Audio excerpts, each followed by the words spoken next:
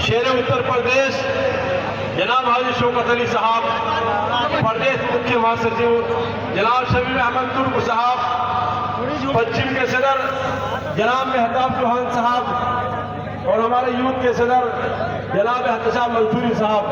बहरहाल जितने भी हमारे यहाँ पर हमारे पदाधिकारी बैठे हैं वो हम सभी के लिए सब सम्मानित है।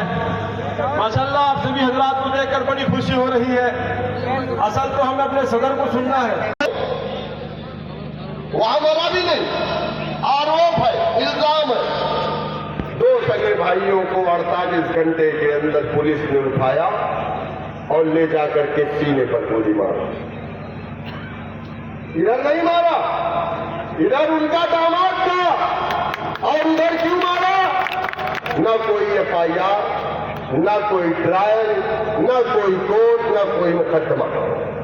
तीसरा वाकया इसी रमजान के महीने में, सब मैं 4 दिन के अंदर का वाकया बता रहा हूं, रमजान के नाम पर चलेगा। लखनऊ में उनैस नाम का एक 13 साल का बच्चा स्कूल में पढ़ता था, उसको घर से उसके दोस्त बहाने जनार्दन से कि अब अपना निकाह ऑल इंडिया मजलिस इत्तेहादुल मुस्लिमीन के झंडे के साथ करा लीजिए, क्योंकि जब हमारे घर में कोई बच्चा पैदा होता है तो हम अजान देने के लिए अपने ही बीच का अकाए सुनते हैं, अपने ही बीच के आदमी को चुनते हैं जिससे हम अजान कराते हैं, किसी दूसरे को नहीं।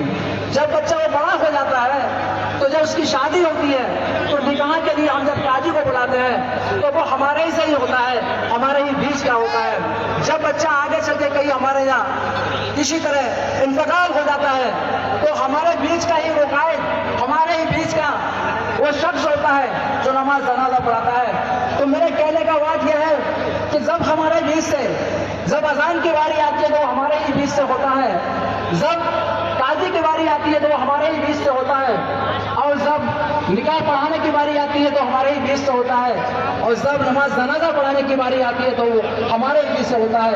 तो क्यों नहीं अपने ही बीच